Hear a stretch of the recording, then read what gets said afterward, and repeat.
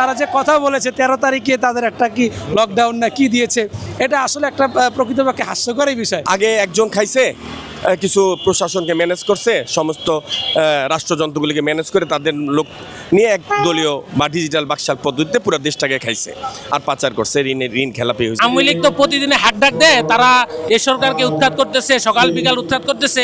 আপনাদের মনে আছে গত বছরের 11 নভেম্বর আজকের এই দিনে নূর হোসেন দিবস মনে ছিল কিনা, তারা গুলিস্তানে আসছিল, কিছু লোক এসে দোলাই খেয়ে গেছে।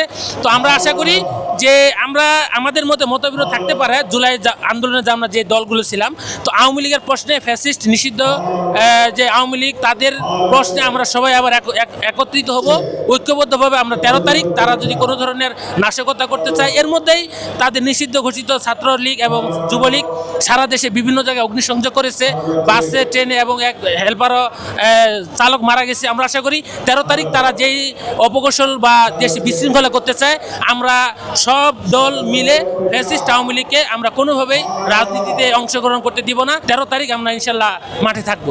আওয়ামী লীগের অবস্থা আছে এখন, প্রশাসনও তো আপনার কঠোর অবস্থায় আছে, কঠিন অবস্থা আছে প্রশাসনও। আশঙ্কা করতেছেন কিনা? আশঙ্কা এখনো বলা যাইতে আছে না, এটা প্রশাসনের উপর নির্ভর করবে। এটা প্রশাসনের উপর নির্ভর করবে। নিরাপত্তা ব্যবস্থা ঠিক আছে? নিরাপত্তা ব্যবস্থা মোটামুটি ঠিক আছে এখনো। 13 তারিখের পূর্বেই তো নাশকতার সম্ভাবনা দেখতেছি। যেমন আমরা বিগত দিনগুলো আমরা যেটা দেখেছি যে বিভিন্ন জায়গায় ককটেল মেরেছে, কি করেছে।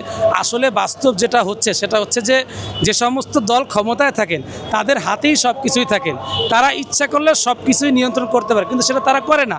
তারা কি করে যে পরিস্থিতি ঘোলাটে করার জন্য তাদের নিজেদের মধ্যেই আগে থেকেই লোক তৈরি করা থাকে, তারা ওইগুলো করে। তো আজকে আমরা এখানে আমাদের কঠোর অবস্থানে রয়েছি। যেমন আমরা কিছুদিন পূর্বে গতকালকে তার আগে আমরা দেখেছি এনসিপির কার্যালয়ের সামনে একটা ককটেল মেরেছেন। তো তাদের কার্যক্রম তারা তো চালাবেই। তো আমরা আশঙ্কা রাখি। তো আমরা আমাদের যে আইন শৃঙ্খলা বাহিনী রয়েছেন, সেনাবাহিনী রয়েছেন, যেমন তারা যে কথা বলেছে 13 তারিখে তাদের একটা কি লকডাউন না কি দিয়েছে, এটা আসলে একটা প্রকৃতপক্ষে হাস্যকরই বিষয়। তাদের যে কিছুই নেই, তারা এখানে দাঁড়াতেই পারতেছে না, নেতাকর্মীরাই নেই। এটা 13 তারিখে এরকম, কিন্তু যখন ওনারা ক্ষমতায় ছিল 15-16 বছর, হ্যাঁ জি জি জি,